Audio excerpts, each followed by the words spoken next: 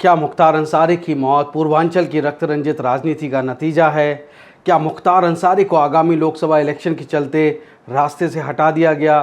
क्या मुख्तार अंसारी की ऊसर चट्टी कांड में गवाही पूर्वांचल खासकर गाजीपुर लोकसभा सीट के नतीजे बदल सकती थी? क्या मुख्तार अंसारी की मौत का उसके दुश्मन माफिया डॉन ब्रजेश सिंह से कोई ताल्लुक है? इस वीडियो में मैं आपको कुछ ऐसे पब्लिश फैक्ट्स से रूबरू कराने वाला हूं जिससे आपको माफिया डॉन मुख्तार अंसारी की मौत पर पड़े पर्दे के बावजूद पर्दे के पीछे की तस्वीर साफ नज़र आने लगेगी। वीडियो पूरा देखिएगा, स्किप बिल्कुल नहीं करना है और अगर अच्छा लगे तो भी इसे लाइक और शेयर करना है दोस्तों। चैनल सब्सक्राइब कर बेल आइकन प्रेस कर दीजिए क्योंकि इससे आपको आगे आने वाले इन्वेस्टिगेटिव वीडियोस देखने को मिलते रहेंगे।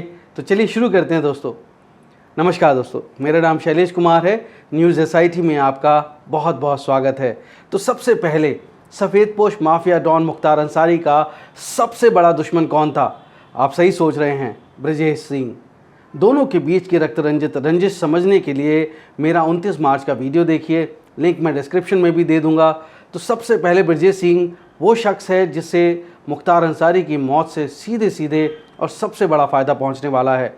जैसा आप जानते हैं, ब्रजेश सिंह और उसका जिगरी यार गैंगस्टर त्रिभुवन सिंह ऊसर चट्टी कांड के मुख्य आरोपी हैं। केस ट्रायल की फाइनल स्टेज में है और मुख्तार अंसारी की गवाही ब्रजेश सिंह को सलाखों के पीछे पहुंचा सकती है। मुख्तार अंसारी के घर वाले जहर देकर जेल में मारने का आरोप लगा रहे हैं। वहीं दूसरी ओर मीडिया के एक वर्ग के जरिए ये प्रचारित किया जा रहा है कि मुख्तार की मौत जहर से नहीं बल्कि दिल का दौरा पड़ने से हुई। भारत में पोस्टमार्टम और बिसरा रिपोर्ट कितनी भरोसेमंद होती है, इसका अंदाज़ा आप खुद लगा सकते हैं। बहरहाल ये एक अटल सत्य है कि मुख्तार अंसारी एक सज़ा याफ्ता माफिया डॉन था जिसने जेल से अपना गैंग और राजनीति चलाने में महारत हासिल कर ली थी।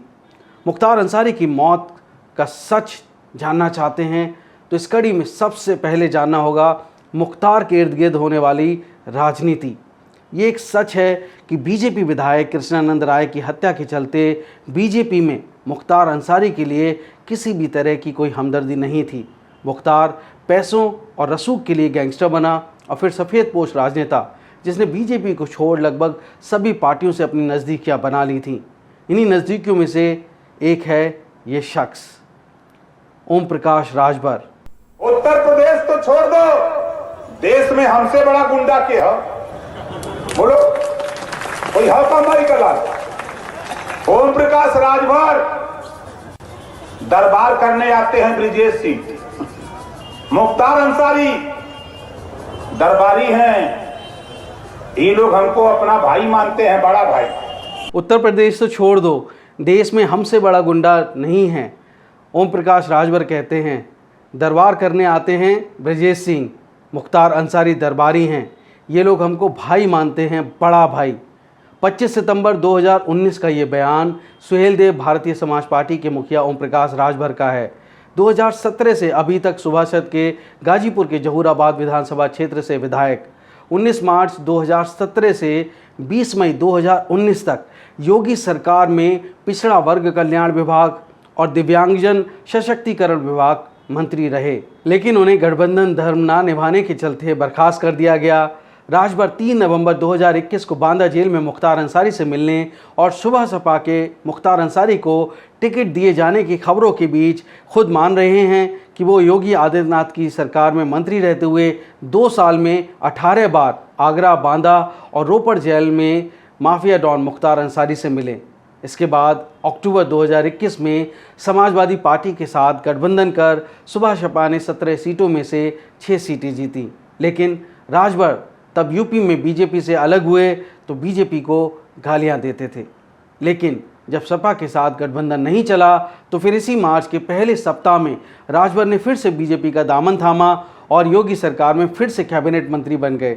इस बार उनके पास विभाग था पंचायती राज, माइनॉरिटी वेलफेयर, मुस्लिम वक्फ और हज। राजभर के साथ जो 3 और लोग योगी कैबिनेट का हिस्सा बने उनमें से एक थे दारा सिंह चौहान। मुख्यमंत्री योगी ने दारा सिंह चौहान को 5 मार्च 2024 को जेल मंत्री बना दिया। जी हाँ, जेल मंत्री, यानी मुख्तार अंसारी जिस जेल में बंद था उसी जेल विभाग का मंत्री। राजभर की तरह ही दारा सिंह ने जनवरी 2022 में योगी सरकार छोड़ दी थी और इलेक्शन से पहले सपा का दामन थाम लिया था। हालांकि उन्होंने 15 जुलाई को विधायकी से इस्तीफा देकर फिर से बीजेपी में वापसी की, लेकिन मऊ की जिस घोसी विधानसभा सीट को उन्होंने छोड़ा था, सितंबर 2023 में जब रिक्त सीट पर बाई इलेक्शन हुए तो वो अपनी पुरानी पार्टी समाजवादी पार्टी के सुधाकर सिंह से 42,000 वोटों के बड़े अंतर से बुरी तरह हार गए। इधर फिर से मंत्री बनने के बाद राजभर के सुर बदल गए। जिस मुख्तार अंसारी को वो बेदाग मानकर टिकट दे रहे थे, बीजेपी की बुराई कर रहे थे, उसी मुख्तार अंसारी के जानी दुश्मन ब्रजेश सिंह को वो अब अपनी पार्टी सुभाष सपा से गाजीपुर लोकसभा से टिकट देकर मुख्तार अंसारी के भाई अफजाल अंसारी के खिलाफ लड़ाना चाहते हैं। राजभर अब पीला गमछा डालकर हेकड़ी से कहते हैं कि 25 रुपए का पीला गमछा डालकर उत्तर प्रदेश के किसी भी थाने में चले जाओ, वहां बता देना मंत्री राजभर ने भेजा है। दरोगा छोड़ो, एसपी, डीएम और डीजीपी की हिम्मत नहीं कि पूछेगा मैंने भेजा है या नहीं। एक पीला गमछा लगा लो, 20-25 रुपए का मजाक बाजार में मिलेगा। इस गमछे को लगा के जाओ थाने पर। जब आप थाने पर जाओगे तो तेरी शकल में ओम प्रकाश राजभर दरोगा जी को नजर आएंगे। ये है पावर। अब जाके बता देना कि मंत्री जी भेजे हैं। और दरोगा जी के पावर तो हो नहीं कि मंत्री जी से फोन करें कि भेजले हुआ की गाड़ी। बोलिए है पावर। एसपी को भी पावर नहीं है, डीएम को भी पावर नहीं है। आज जिस मुकाम पे हम खड़े हैं, डीजी को भी पावर नहीं है कि वो हमसे पूछे कि आपने भेजा है कि नहीं भेजा है। राजभर जहां एक तरफ गाजीपुर से ब्रजेश सिंह को लोकसभा इलेक्शन लड़ाना चाहते हैं, वहीं दूसरी ओर मंत्री बनने के 2 दिनों के बाद ही उन्होंने घोषणा की कि मुख्तार अंसारी और उनके परिवार के दबदबे वाले मऊ की घोसी लोकसभा सीट से वो अपने बेटे अरविंद राजभर को खड़ा करेंगे। राजभर ने कहा कि बीजेपी की सहमति से ही अरविंद की घोसी से लड़ाने की वो घोषणा कर रहे हैं। दरअसल अब तक राजभर को ये समझ आ चुका था कि मुख्तार अंसारी को कम से कम 2 मामलों में कोर्ट से सजा हो चुकी है और मुख्तार अंसारी खुद एक पॉलिटिकल करेंसी नहीं रहा। दरअसल अप्रैल 2023 में गाजीपुर के एमपी एमएलए कोर्ट ने बीजेपी विधायक कृष्णानंद राय हत्याकांड में 5 बार के विधायक माफिया डॉन मुख्तार अंसारी को 10 साल की सजा और उसके भाई अफजाल अंसारी को 4 साल की सजा सुनाई थी। इसके बाद अफजाल अंसारी को लोकसभा से बर्खास्त कर दिया गया था। हालांकि सुप्रीम कोर्ट के इंटरवेंशन के बाद वो सदस्य तो रहे, लेकिन उनके अधिकार काट दिए गए। लेकिन राजभर ये समझ चुके थे कि अंसारी भाइयों का पॉलिटिकल कैरियर अब लगभग ख़त्म हो चुका है और यही वजह थी कि जुलाई 2023 में राजभर ने यह बयान दिया कि भले ही मुख्तार अंसारी का बेटा अब्बास अंसारी उनकी पार्टी सुभाष सपा से सांसद है, लेकिन हकीकत में वो समाजवादी पार्टी का कैंडिडेट था और सपा के कहने पर ही उन्होंने उसे टिकट दिया था। ऐसा लगता है अंदर खाने ओपी राजभर की बीजेपी के साथ कुछ तालमेल बैठ गई है। 25 फरवरी को जनसत्ता में जो रिपोर्ट पब्लिश हुई उसके मुताबिक राजभर गाजीपुर से ब्रजेश सिंह को अपनी पार्टी सिंबल से चुनाव लड़ाना चाह रहे थे, लेकिन गाजीपुर में बीजेपी ऑफिस के उद्घाटन के मौके पर यह साफ कर दिया गया कि इस बार बीजेपी गाजीपुर से अपनी पार्टी सिंबल यानी कमल पर ही चुनाव लड़ेगी। यानी घोसी पर बीजेपी की सहमति से सुभाष सपा और गाजीपुर पर सुभाष सपा की सहमति से बीजेपी लोकसभा चुनाव लड़ेगी। मुख्तार अंसारी के ना रहने से चुनावी नतीजों पर मुख्तार का पड़ने वाला असर लगभग खत्म हो गया। अगर मुख्तार अंसारी जिंदा होता तो अफजाल अंसारी ना सही तो किसी और चेहरे को वो जिता सकता था, लेकिन अब अफजाल अंसारी का दबदबा नतीजों को बहुत कम ही प्रभावित कर सकेगा, क्योंकि पहले तो मुख्तार का बेटा जेल में है, दूसरा अफजाल को एक ना एक दिन जेल तो जाना ही होगा।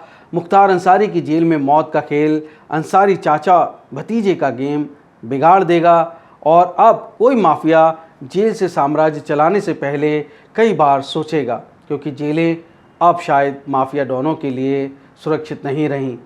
इसको आप इस परिप्रेक्ष्य में भी देख सकते हैं कि 2005 में विधायक कृष्णानंद राय की हत्या में शामिल 8 आरोपियों में मुख्तार अंसारी, अफजाल अंसारी समेत संजीव माहेश्वरी, हनुमान पांडे उर्फ राकेश, एजाजुल हक, रामू मल्ला और मुन्ना बजरंगी को आरोपी बनाया गया था। इनमें से 4 मारे जा चुके हैं। शार्प शूटर राकेश और हनुमान पांडे को 4 साल पहले लखनऊ में यूपी एसटीएफ ने मुठभेड़ में मार गिराया। उस पर 1 लाख का इनाम घोषित था। 7 जून 2023 को वकील के भेष में कुछ हमलावरों ने लखनऊ कोर्ट परिसर में संजीव माहेश्वरी उर्फ जीवा पर पेशी के दौरान ताबड़तोड़ हमला कर दिया, गोलियां मार दी। हालांकि उनको वकीलों ने पकड़ भी लिया। मुख्तार अंसारी के बहनोई एजाजुल हक की पहले ही मौत हो चुकी है। शार्प शूटर रामू मल्ला बेल न मिलने के कारण जेल में हैं और मुन्ना बजरंगी की 2018 में गैंगस्टर सुनील राठी ने जेल में गोलियों से छलनी कर हत्या कर दी। सूत्रों के मुताबिक गैंगस्टर सुनील राठी पश्चिमी यूपी के कुख्यात गैंगस्टर सुशील मूच का साथी था और सुशील मूच और ब्रजेश सिंह की जेल में दोस्ती हो गई थी, तो आप अंदाज़ा लगा सकते हैं। लेकिन पूर्वांचल की रक्त रंजित राजनीति इतनी सीधी नहीं है और ना ही सफ़ेदपोश माफिया। इस बिगड़े क्रिमिनल और पॉलिटिकल बैलेंस को बैलेंस करने के लिए पूर्वांचल में मुझे लगता है कि हत्याओं का नया दौर शुरू हो सकता है। यानी पुलिस और सुरक्षा एजेंसियों के सामने एक बहुत बड़ी चुनौती सामने आने वाली है, क्योंकि इस बार राजनीतिक लड़ाई आर या पार की जान पड़ती है। तो उम्मीद करता हूं आपको न्यूज़ SIT की ये रिपोर्ट पसंद आई होगी। वीडियो को लाइक और शेयर कर अपना फीडबैक कमेंट बॉक्स में देना बिल्कुल नहीं भूलें और साथ ही मुझे बताएं कि आप किस शहर या जगह से ये वीडियो देख रहे हैं। धन्यवाद। जय हिंद। वंदे मातरम।